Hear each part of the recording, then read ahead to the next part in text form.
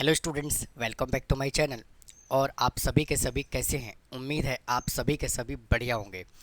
तो स्टूडेंट, आज के इस क्लास में एक न्यू चैप्टर स्टार्ट करने जा रहा हूं और आज हम बात करने वाले हैं प्रोबेबिलिटी की। तो सबसे पहले हम प्रोबेबिलिटी का बेसिक इंट्रोडक्शन पार्ट डिस्कस करेंगे और उसके बाद फिर हम एक्सरसाइज को स्टार्ट करेंगे। तो आइए कहानी को शुरू करते हैं और बात करते हैं प्रोबेबिलिटी की। तो स्टूडेंट, अगर मैं प्रोबेबिलिटी की बात करूं तो प्रोबेबिलिटी का मतलब क्या होता है? अनसर्टेनिटी या फिर पॉसिबिलिटी। किसी भी आउटकम्स के होने या ना होने की पॉसिबिलिटी कितनी है। जैसे फॉर एग्जांपल, मान लीजिए मैंने कहा कि आज बारिश होने वाली है, तो ज़रूरी थोड़ी है, बारिश हो भी सकती है, नहीं भी हो सकती है।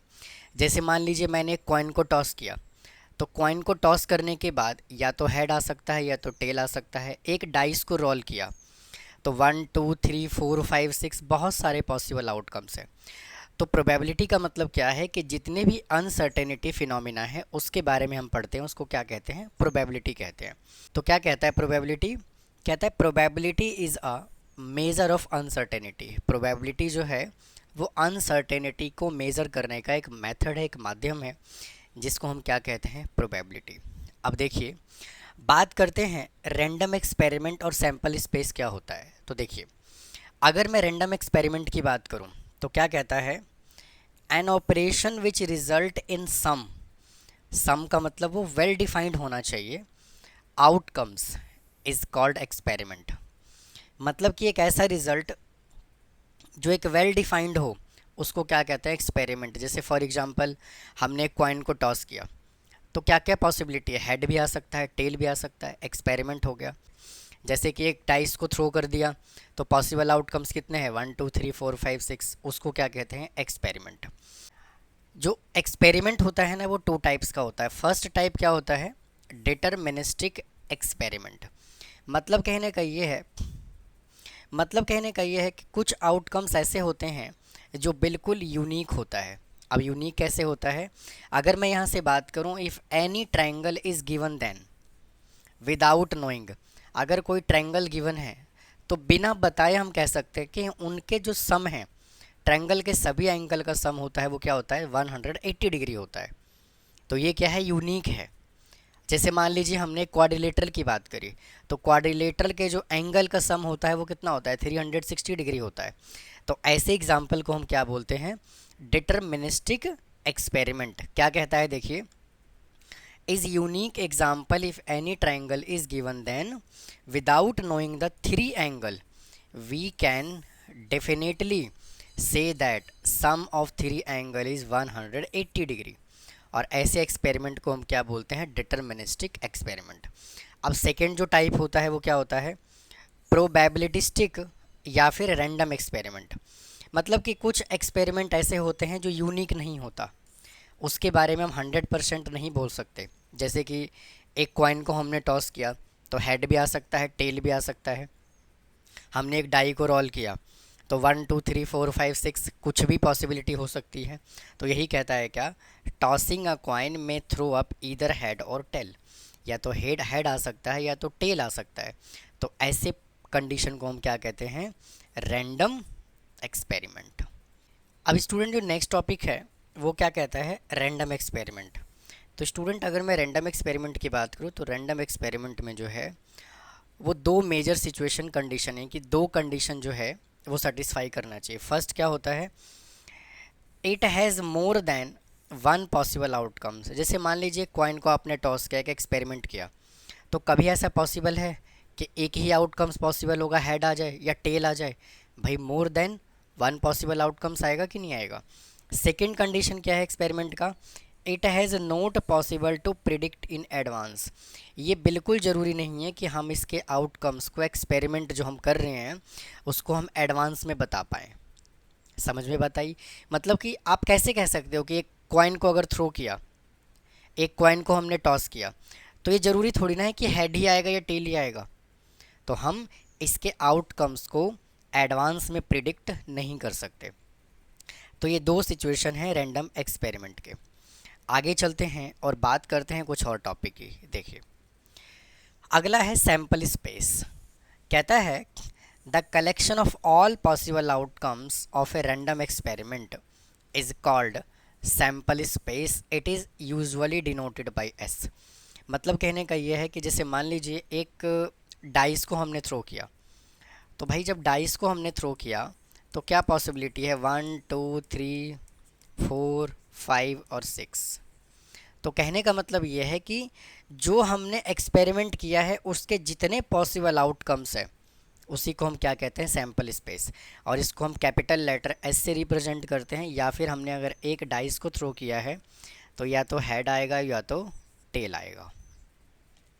इसको हम क्या कहते हैं, सैम्पल स्पेस। आगे बात करते हैं सैम्पल पॉइंट्स क्या होता है। Each element of the sample space is called sample point. Sample space के अलग अलग अगर हम एलिमेंट की बात करें, सेपरेटली एलिमेंट की बात करें, तो उसको हम क्या कहते हैं, सैम्पल पॉइंट। समझ में बात आई। जैसे मान लो यहाँ पे 1 है तो इसका सैम्पल पॉइंट हम ऐसे लिखेंगे, फिर इसका सैम्पल पॉइंट हम ऐसे लिखेंगे।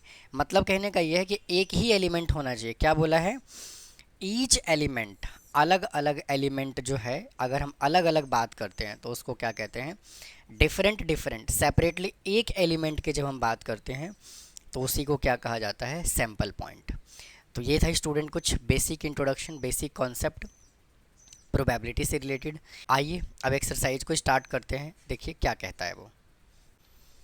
आइए स्टूडेंट अब एक्सरसाइज को स्टार्ट करते हैं। देखिए क्वेश्चन नंबर फर्स्ट क्या बोला हुआ है, कहता है कि describe the sample space for the following experiment. First question क्या बोला है, 2 कॉइन और टॉस। अगर 2 कॉइन को टॉस किया जाएगा तो इसका सैम्पल स्पेस क्या होगा, या तो हेड हेड आएगा, इसका जो सैम्पल स्पेस होगा भाई 2 कॉइन को टॉस करने के बाद हेड हेड आएगा, हेड टेल आएगा, टेल हेड आएगा, या तो टेल टेल आएगा। उसके बाद सेकंड क्वेश्चन पे चलते हैं। कहता है 1 coin is tossed twice. Student अगर आप एक कॉइन को 2 बार टॉस कीजिए या 2 कॉइन को 1 बार टॉस कीजिए, आंसर सेम आएगा। तो बिल्कुल इसका आंसर क्या है, same as first part. Question number third पे चलते हैं। कहता है 3 कॉइन्स आर टॉस साइमल्टेनियसली। अगर 3 कॉइन को टॉस किया गया है तो सैम्पल स्पेस क्या होगा, तो S is equal to head head head, head tail head, tail head tail, head head tail, फिर tail head head, tail tail head, और हेड टेल टेल, और टेल टेल टेल। समझ में बात आई। 1 2 3 4 5 6 7 8। नेक्स्ट क्वेश्चन क्या बोलता है, कहता है a coin and if head comes up a dice thrown. भाई एक क्वाइन को टॉस किया गया है, तो एक बात बताओ, एक क्वाइन को टॉस किया जाएगा तो पॉसिबल आउटकम्स क्या होगा, या तो हेड आएगा या तो टेल आएगा। कहता है इफ़ हेड कम्स अप, अगर एक हेड आता है तो एक डाइस को भी थ्रो किया जाएगा। तो अगर हेड आता है तो एक डाइस को थ्रो किया जाएगा, मतलब 1 2 3 4 5 और 6। तो मेरे भैया इसका सैम्पल स्पेस क्या होगा, H1, मतलब ऐसे H1 H2 H1 H2 H3 H4 H5 H6 और एक T और आएगा। तो आप इस तरह से सैम्पल स्पेस बनाते हो ना, ऐसे लिख करके, तो बिल्कुल ईजिली बन जाता है, कभी गलत नहीं होता। नेक्स्ट क्वेश्चन क्या बोलता है, देखिए कहता है कि अ card is drawn from A deck of the playing card and colour is noted. तो कौन कौन से कलर पॉसिबल है, तो भाई इसका सैम्पल स्पेस होगा या तो हर्ट होगा, है ना, या तो डायमंड होगा, या तो स्पेड होगा, और या तो क्लब होगा। बस यही तो होते हैं कलर, डायमंड, हर्ट, स्पेड और क्लब। नेक्स्ट क्वेश्चन क्या बोलता है, a person is nothing down the number of accident along the busy road during the year. तो बिजी रोड पे एक्सीडेंट होने के क्या क्या पॉसिबिलिटी हो सकता है भाई, या तो एक भी एक्सीडेंट नहीं होगा, या तो 1 होगा, या तो 2 होगा, या तो 3 होगा, 4 होगा, 5 होगा। इस तरह से ये चलता रहेगा, इसका तो कोई लिमिट ही नहीं है, क्योंकि यही तो बोला उसने, एक्सीडेंट के चांसेस बताने हैं। नेक्स्ट क्वेश्चन पे चलते हैं। कहता है क्या कि अ box contain one red and three identical white ball. भाई एक बॉक्स है जिसके अंदर वन रेड बॉल है और थ्री आइडेंटिकल वाइट बॉल हैं। मतलब तीनों जो हैं वो सेम जैसे हैं, बिल्कुल एग्जैक्ट सेम। W1, W2 और W3 कह देते हैं इसको, तीनों ही वाइट है। Two balls are drawn one by one with replacement, write the sample space for this experiment. तो देखिए तीनों आइडेंटिकल बॉल है ना, तो हमें W ही कंसीडर कर लेते हैं। W1, W2, W3 कंसीडर करने की ज़रूरत नहीं है भाई, थ्री आइडेंटिकल बॉल हैं तो W और W कह देते हैं। तो क्या बोला हुआ है, दो बॉल निकाला गया है। तो देखो, तो इसका क्या सैम्पल स्पेस पॉसिबल है भाई, या तो रेड बॉल हो जाए या तो एक वाइट हो जाए, या तो वाइट निकल जाए या रेड निकल जाए, है ना। और या तो फिर दोनों ही वाइट निकल जाए, W। समझ में बात आई। नेक्स्ट क्वेश्चन पे चलते हैं। कहता है consider the experiment in which a coin is toss repeatedly until a tail comes up for the first time. मतलब कि कह रहा है कि एक कॉइन को टॉस करो और जब टेल आ जाए ना तो उसको रोक दो। लगातार उसको टॉस किया गया। तो कहने का मतलब क्या है कि इसका कैसे सैम्पल स्पेस बनाओगे। मान लीजिए कि आपने कॉइन को फर्स्ट टाइम टॉस किया, तो भाई पहली बार में ही टेल आ गया तो रोक दो इसको। फिर सेकंड टाइम मतलब दो बार आपने कॉइन को टॉस किया, तो पहली बार हेड आ गया तो दूसरी बार टेल आया तो वापस से रोक दो। फिर थर्ड टाइम टॉस किया तो हेड हेड और टेल आया, मतलब फर्स्ट टाइम टॉस किया तो हेड आया, सेकंड टाइम टॉस किया तो भी हेड आया, थर्ड टाइम में टेल आ गया, तो भाई जीत गए, मतलब रोक दो इसको, है ना। फिर अगला केस क्या बनेगा, थ्री टाइम्स हेड आया फिर टेल आया, फिर फोर टाइम्स हेड आएगा, हेड हेड हेड हेड और टेल। तो ये सिचुएशन तो है ऐसी चलता रहेगा। नेक्स्ट क्वेश्चन क्या बोलता है, कह रहा है क्या, in team A there are, A team में जो है, ए टीम है एक जिसके अंदर two boys and two girls हैं। भाई टू बॉयज़ हैं तो मैं कह देता हूँ B1 B2, और टू गर्ल्स हैं G1 और G2। इन टीम बी, और बी टीम में क्या क्या हैं, कौन कौन लोग हैं, there is one boy and three girls. तो वन बॉय मतलब B3 बोल देते हैं इसको, one boy and three girls, G3, G4 and G5। क्या बोला है, first a team is chosen and then a participants describe the sample space. भाई कौन सा टीम को सेलेक्ट किया गया, फर्स्ट टीम को सेलेक्ट किया गया, तो क्या सैम्पल स्पेस बनेगा। जब फर्स्ट टीम को सेलेक्ट किया गया तो A B1, फिर A B2, फिर A G1 और A G2। दैट्स इट, ख़त्म, बस यही तो करना था। अगले क्वेश्चन पे चलते हैं, देखिए क्या बोला हुआ है। कहता है अ coin is tossed if show head. भाई वापस से एक कॉइन को टॉस किया गया, ये हेड आया और ये टेल आया। If it is shows head, we draw a ball from a bag containing three blue ball and four white ball. भाई जब हेड आया ना तो क्या बोला है, थ्री ब्लू बॉल, तो B1 B2 B3 और फोर वाइट बॉल हैं, मतलब कि W1 W2 W3 और W4। फिर कहता है इफ़ इट शोज टेल, अगर टेल है ना तो भैया एक डाइस को थ्रो किया गया, 1 2 3 4 5 और 6। अब हमें सैम्पल स्पेस लिखना है, तो सैम्पल स्पेस पे कैसे लिखोगे, H के साथ B1, H के साथ B2, H के साथ B3, फिर H के साथ W1, H के साथ W2, फिर H W3, H W4, है ना। और फिर T1 T2 T3 T4 T5 और T6। तो यही क्या है इस क्वेश्चन का आंसर है। नेक्स्ट क्वेश्चन पे चलते हैं, आ जाइए। कहता है suppose 3 bulb are selected random from a lot. भाई 3 बल्ब को सेलेक्ट किया गया है, each bulb is tested and classified as defective और नॉन डिफेक्टिव।